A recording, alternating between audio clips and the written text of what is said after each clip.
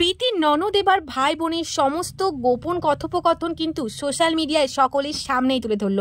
হ্যাঁ, রনের দিদি এবং রনের মধ্যে কি কথোপকথন হয়েছে, তাদের পুরনো অশান্তিটা কেনই বা হয়েছিল, এই সমস্ত কিছু কিন্তু এই মেসেজগুলো দেখলেই বোঝা যাবে। তো বন্ধুরা, মূলত প্রীতি মণ্ডলকে একজন নেগেটিভ কমেন্ট করেছিল, আর সেই কমেন্টে প্রীতি ননদ অর্থাৎ রন্দার দিদি লাভ রিয়াক্ট দিয়েছিল। আর এটাতেই রন্দা দিদির ওপর প্রচণ্ড রেগে যায়। রন্দা বলেছিল, তোরা কেউ আমার ভালো চাস না, না হলে এরকম কমেন্টে কখনোই লাভ রিয়াক্ট দিতে পারতিস না। তো প্রীতির ননদ সেখানে বলেছিল, আমি সবাইকে লাভ রিয়াক্ট দিই, তবে কি রিপ্লাই করেছিস সেটা দেখেছিস একবার? তো বন্ধুরা, এই ছবিটা দেখলে বোঝাই যাচ্ছে, যখন রন্দাকে ছেড়ে প্রীতি একেবারের জন্য চলে গেছিল, তখন কিন্তু একজন কমেন্টে লিখেছিল, আলাদা হয়ে যাওয়াই ভালো, প্রীতি মেয়েটা লোভী, একজন ছেড়ে অন্য একজন ধরে, 12 একটা মেয়ে।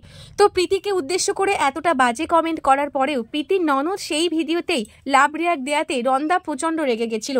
তবে প্রীতির ননদ কিন্তু তাকে রিপ্লাইও করেছিল, অতীত সবার জীবনেই কম বেশি থাকে, তার জন্য তুমি তাকে এরকম বলতে পারো না, তোমার চরিত্র ঠিক আছে তো, যে যেরকম তার মনে ওঠে সেরকমই, এটা মাথায় রেখো। তো তারপরেও কিন্তু সে রিপ্লাই করেছে, প্রীতিকে নিয়ে এত বাড়াবাড়ি করো না, ওর চরিত্র ঠিক নেই, পুরনো ভিডিওগুলো দেখেই বলছি দিদি ভাই।